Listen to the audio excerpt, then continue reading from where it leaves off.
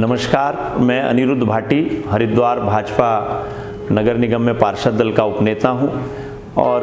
हरिद्वार तीर्थ नगरी में अनेक सामाजिक संगठनों से जुड़ा हुआ हूं। जब मुझे ज्ञात हुआ और मैंने विभिन्न माध्यमों से जानकारी ली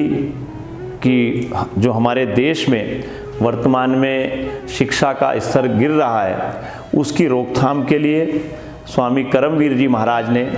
वैदिक शिक्षा को बढ़ावा देने के लिए सहारनपुर जनपद में कन्या गुरुकुल की स्थापना की है। मेकाले की शिक्षा पद्धति लागू होने के पश्चात हमारे देश में निरंतर शिक्षा जो थी वो प्रतिस्पर्धा को बढ़ावा देने वाली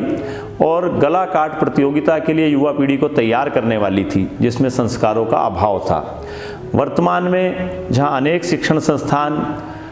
अपने यहाँ से छात्रों के रूप में प्रोडक्ट तैयार करने का काम कर रहे हैं, वहीं सार्थक और देशभक्त पीढ़ी को तैयार करने का काम हमारे करमवीर जी द्वारा किया जा रहा है। और जहाँ कन्या गुरुकुल के माध्यम से, क्योंकि प्रत्येक कन्या दो घरों को सशक्त बना सकती है, दो घरों में संस्कार दे सकती है, एक अपने मायके में और विवाह के पश्चात अपनी ससुराल में,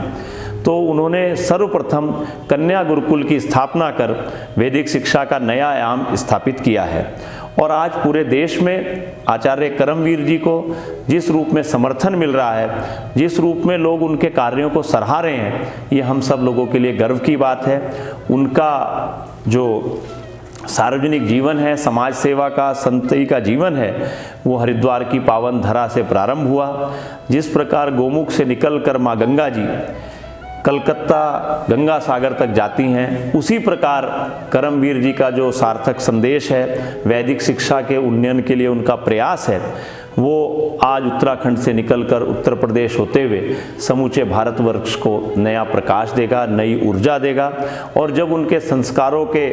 पौधे पल्लवित और पुष्पित होते हुए बड़े वृक्ष बनेंगे, तो हमारे देश को जो विदेशी अपसंस्कृति है उससे मुक्ति मिलेगी और जो भारतीय संस्कृति की छाया हम सब महसूस करेंगे। मैं आचार्य करमवीर जी को उनके वैदिक कार्यों को बढ़ावा देने के लिए और हमारे देश में, क्योंकि कन्याओं को देवी की तरह पूजा जाता है, ऐसे कन्याओं के संरक्षण के लिए जो उन्होंने वैदिक शिक्षा का एक प्रारंभ किया है अध्याय, मैं शुभकामनाएं देता हूं। और तीर्थ नगरी के वासियों की ओर से, उत्तराखंड वासियों की ओर से आचार्य करमवीर जी के दीर्घायु जीवन, और क्योंकि उज्जवल भविष्य उनका नहीं, वो पूरे देश का उज्जवल भविष्य करें, ईश्वर उन्हें इतनी शक्ति दे। जय हिंद, भारत माता की जय।